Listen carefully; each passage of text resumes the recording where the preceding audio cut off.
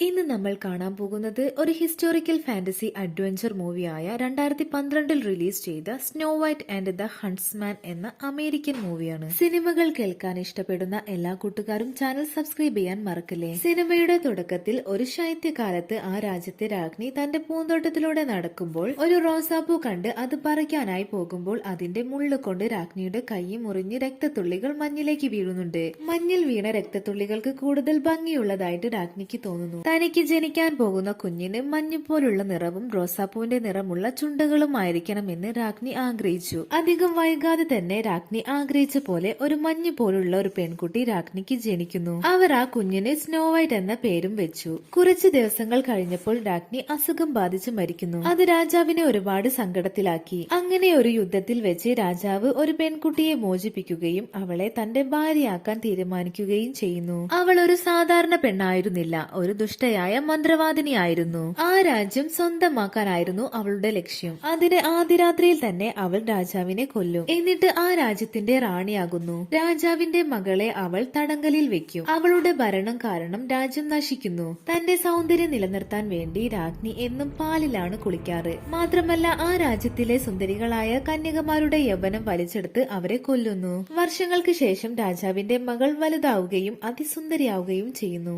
എന്നാൽ ഇപ്പോഴും അവൾ രാജ്ഞിയുടെ തടങ്കലിൽ തന്നെയാണ്. അവൾ ജീവനോടെയുള്ള കാര്യം ആ രാജ്യത്ത് ആർക്കും തന്നെ അറിയില്ലായിരുന്നു. രാജ്ഞി തന്റെ സൗന്ദര്യം ആസ്വദിക്കുന്നത് ഒരു സ്വർണ്ണ കണ്ണാടിയിലായിരുന്നു. അത് സംസാരിക്കുകയും ചെയ്തിരുന്നു. ആ കണ്ണാടി രാജ്ഞിയോട് രാജാവിന്റെ മകൾക്ക് പ്രായപൂർത്തിയാകുമ്പോൾ തന്റെ ശക്തിയെല്ലാം കുറഞ്ഞ് സൗന്ദര്യം നഷ്ടപ്പെടുകയും അതിനു മുമ്പ് അവളെ കൊല്ലാനായി നിർദ്ദേശിക്കുന്നു.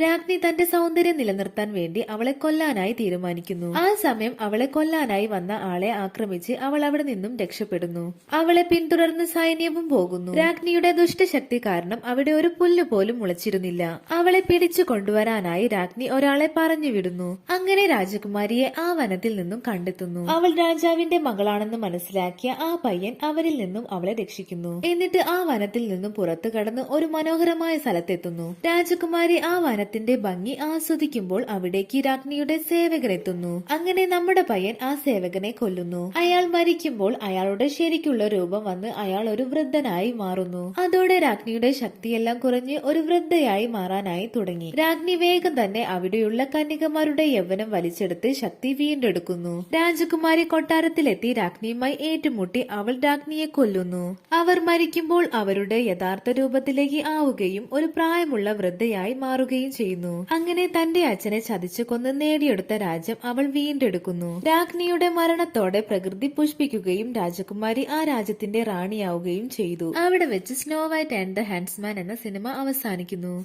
സിനിമ ഇഷ്ടമായാൽ ലൈക്ക് ചെയ്ത് കമന്റിലൂടെ അറിയിക്കാൻ മറക്കല്ലേ.